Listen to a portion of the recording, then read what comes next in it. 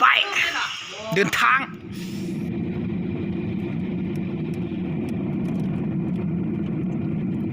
มาหาลูกเลยเนี่ยตายปล่อยประคังกันเดียวนะปล่อยถึง4 ปีกายคือปี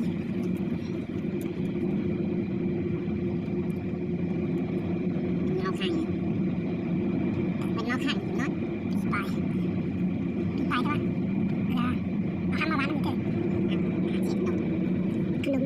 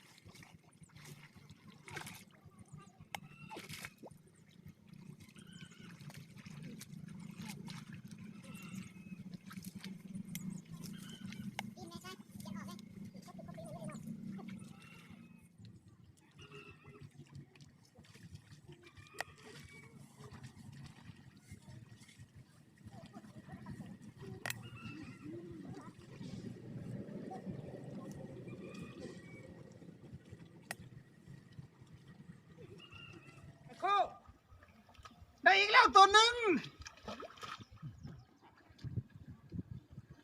สลับงับนี่ยาวไปตายเอียดปีกเอียดพี่กูนี่กูนะจะไปลายกูนะจะเจ็บปากกูเนี่ยถ้ามันเอียดนี่อีกนะด้วยถอยจังเถอะ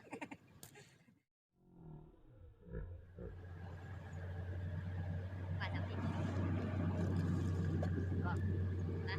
ยิงใส่กล้องนี่สลับงับบอกว่ามันปีหน้ามันไม่มันกว้างมันไม่หลังจาก4 โมงนะ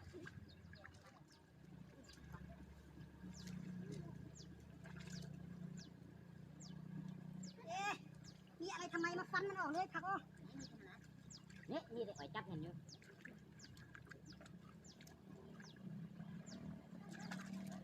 เธอว่านี่คืออะไรมันคือปลาใช่ไหม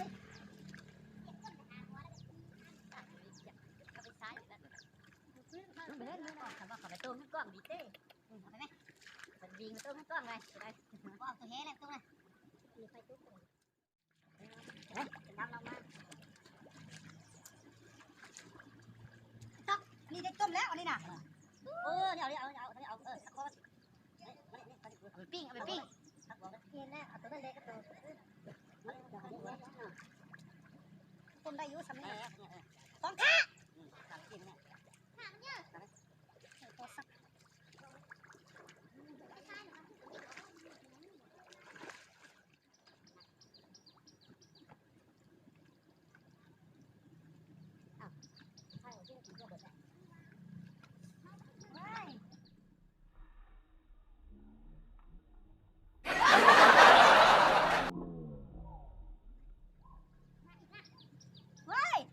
2 สั้นได้ปลาแน่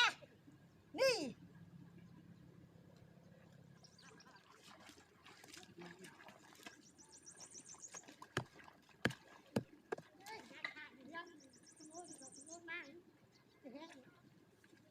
ได้อีกแล้ว1 ตัวนั่นเป็นลูกกระลามันเด้อเงียบหากุ้งเด้อหากุ้งกล้องจะได้ตีไม่ได้ไหนซิวสึกนักเลย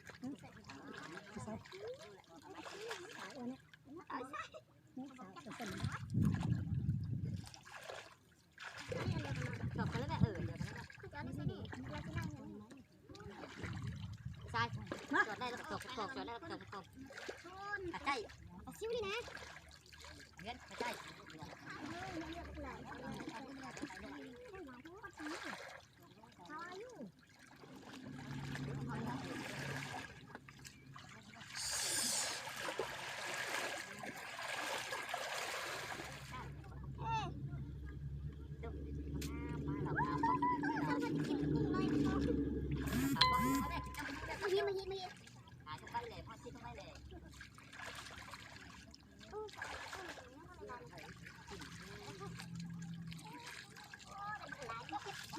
เ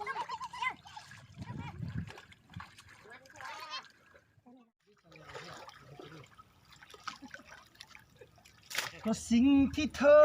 ทำมันรุนแรง ได้อยู่ได้อยู่ได้อยู่ นี่